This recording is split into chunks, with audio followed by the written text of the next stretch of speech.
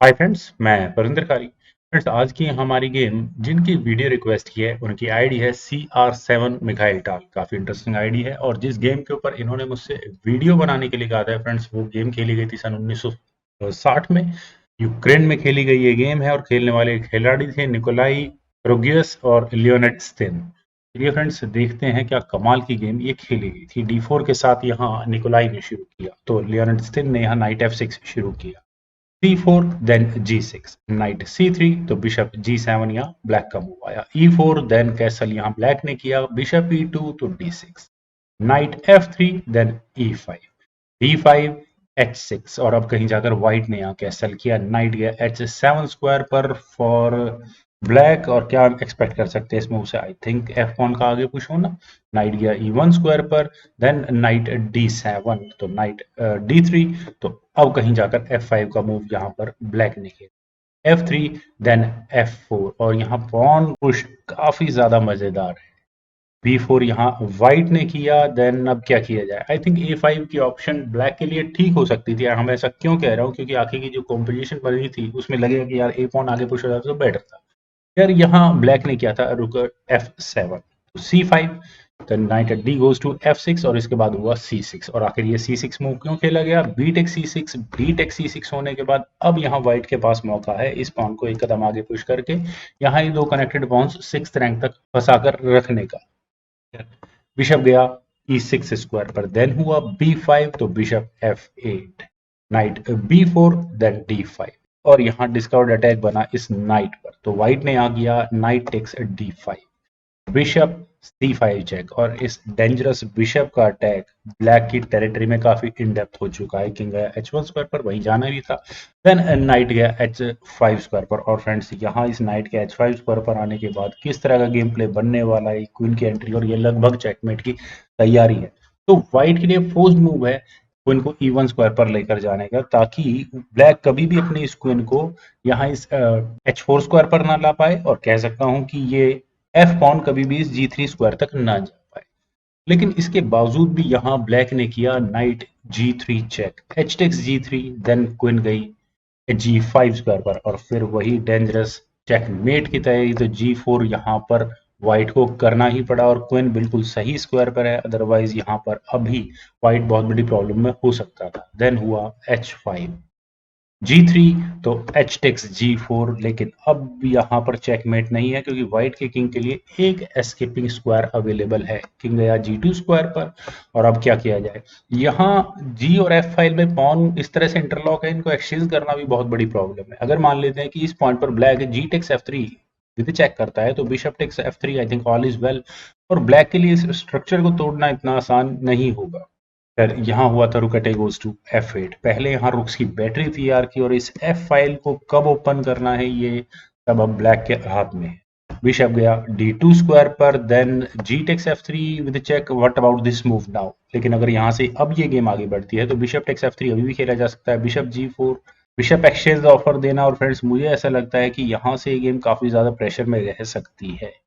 कल देखते हैं गेम में एक्चुअल में क्या होता। गेम में यहाँ होता क्वीन H6, लेकिन क्वीन के H6 स्क्वायर पर आने के बाद व्हाइट के रुक को एंट्री मिलती है H1 स्क्वायर पर जाकर क्वीन पर अटैक बनाने की। क्वीन गई G7 स्क्वायर पर, देन हुआ G takes F4, E takes F4 और अब मेरा ऐसा मानना है कि चूंकि ये बिशप बहुत ज्यादा अनोइंग है व्हाइट के लिए, तो उसे यहाँ इसे ट्रेड ऑफ करने के बारे में सीरियसली सोचना चाहिए था। नाइट A4 की ऑप्शन थी, यहाँ से अगर गेम आगे बढ़ती बिशप D4 होता, देन बिशप 3, बिशप एक्सचेंज हो सकते थे। Bishop takes D5, E takes D5, रुक E8 वगैरह वगैरह, इस तरह से गेम आगे बढ़ सकती थी और गेम का फ्लो इक्वल रह सकता था। खैर यहाँ हुआ था रुक D1, देन हुआ G5 E5 और फ्रेंड्स आखिर ये E5 मूव किन कैलकुलेशन के आधार पर किया गया है, क्योंकि क्वीन टेक्स E5 तो ब्लैक करेगा ही करेगा और क्वीन को थोड़ी सी एंट्री और स्ट्रांग मिल सकती है। F टेक्स G4 शायद ये मूव नहीं करना चाहिए।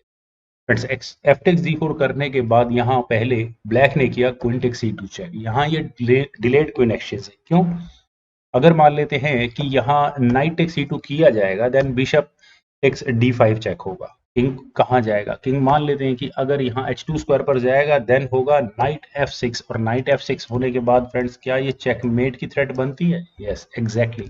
और रुक की एंट्री के बाद तो बिल्कुल, रुक के H7 स्क्वायर पर जाने के बाद नाइट टेक्स F4, यहाँ पर पहले व्हाइट को करना ही पड़ेगा। जी टेक्स F4 होने के बाद होगा बिशप टेक्स F4, देन होगा नाइट G4 चेक।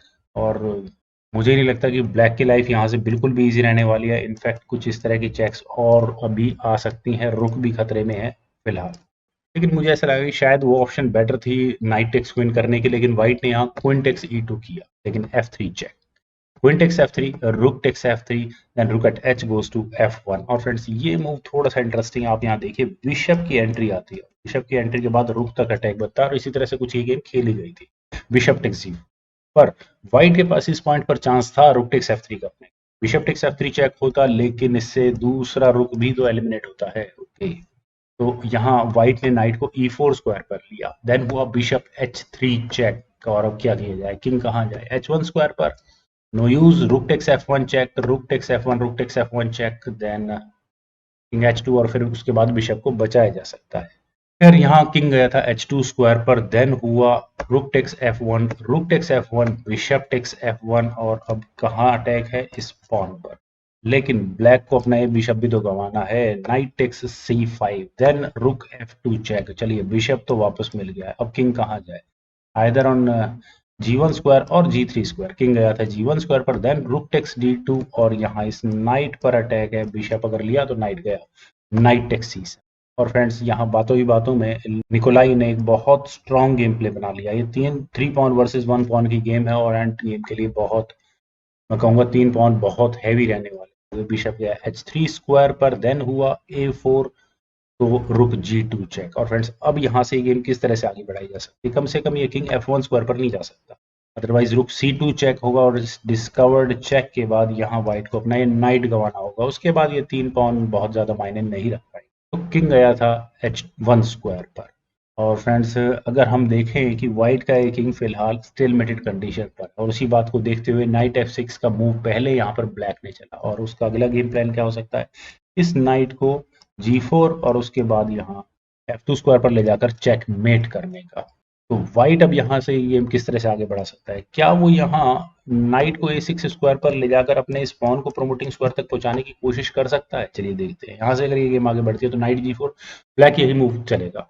लेकिन यहाँ पर अब व्हाइट पहले अपने नाइट को E4 स्क्वायर पर ले जाएगा, और यहाँ किसी भी तरह की कोई चेकमेटिंग थ्रेट नहीं आने देगा, लेकिन ब्लैक यहाँ अपने रुक को E2 स्क्वायर पर ले जाकर फिर दोबारा इस नाइट पर अटैक करेगा। लगभग गेम में भी कुछ ऐसा ही हुआ था, लेकिन थोड़े अलग अंदाज में। यहाँ खेला गया था व्हाइट के द्वारा पहले A5, उसके बाद नाइट G4, ब्लैक ने अपनी प्लानिंग के साथ काम किया, देन हुआ नाइट E4, लेकिन फाइनल मूव था यहाँ लियोनेड स्टाइन का, रुक को E2 स्क्वायर पर ले जाकर यहाँ इस नाइट पर अटैक।